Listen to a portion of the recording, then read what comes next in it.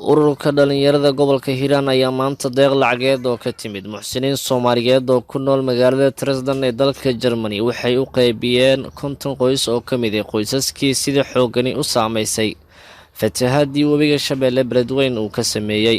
qoysaska deeqda lacageed loo qaybiyay ayaa laga soo kala xulay 4 xaafad ee Beledweyne ay ka kooban tahay. qoys walba ayaana la guddoonsiiyay lacag dhan $50 si ay dhowr cisho noloshooda ugu maareeyaan. gudoomiyaha ururka dhalinyarada gobolka Hiiraan Faarax Cabdi Cali oo qoysaska deeqda lacageed u qaybiyay ahaana wakiilkii loo soo wakiishay bixinta deeqda lacageed ayaa faahfaahin ka bixiyay halka lacagta ay ka timid iyo tirada qoysaska ay maanta wax siiyeen. bismillaahir rahmaanir rahiim.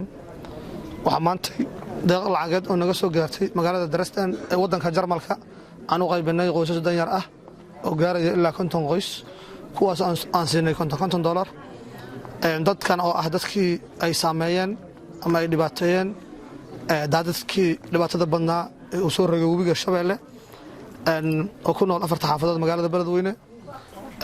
dadka lacagaha soo dhiibtay oo ah dad Soomaaliyeed oo ku nool magaalada Dresden ee wadanka Jarmalka oo ay ka mid yihiin Macallin Axmed Cabdi Barre, Xasan Axmed Cusmaan, Abu Bakar Bayrut Gaas, Abu Bakar Maxamed Faarax iyo Maxamed Daahir Aadan Fiidow oo ah ninkii isku kay soo xiray dadkaas walaalaha ah oo khayr doonka ah oo ajir doonka ah. waxaan leenahay Ilaahay subxaanahu wa ta'aala waxay la baxeen waxay soo aruuriyeen cid ka soo aruuriyeen waxaan leenahay Ilaahay idinkiis ajir iyo xasanaad Allah siiyo ubadkoodana baariha Allah uga dhigo. wadan gaalo oo dhibaato badan ay joogaan waxaan leenahay gaalada dhibaatadooda Ilaahay maarata ka xijaabo Ilaahay baal mariyaan leenahay waxay la baxeen sadaqa Allah uga dhigo. marka dadkiina maarata insha Allah waxbay u gali doontaa. Assalaamu calaykum waraxmatullaahi wabarakaatuh. qoysaskii ka faa'iideystay deeqda lacageed ee ka timid muxsiniinta Soomaaliyeed ee ku nool magaalada Dresden ee dalka Germany ayaa dhankooda u mahad celiyay walaalahooda Soomaaliyeed. bismillaah alxamdulillaah.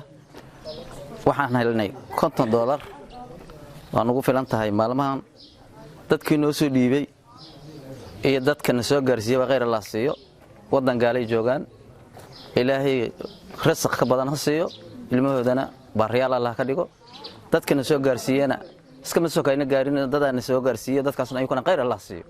alxamdulillaah $50 aan helnay dadkii noo soo dhiibay khayr Allah siiyo walaalina soo gaarsiiyay khayr Allah siiyo kuwii maartaay alxamdulillaah sharta Allah ugu daboolo wax ka khayr badan Allah siiyo khayr Allah ugu bedelo kuwina soo gaarsiiyay iyo kuwii soo dhiibay khayr Allah siiyo.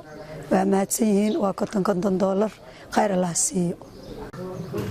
$50 la siiyay dadkii loo soo dhiibay iyo dadkii la siiyay waa mahadsan yihiin. Maxamed Ibraahim Siyaad, telefishinka caalamiga ah ee Hiiraan Beledweyne.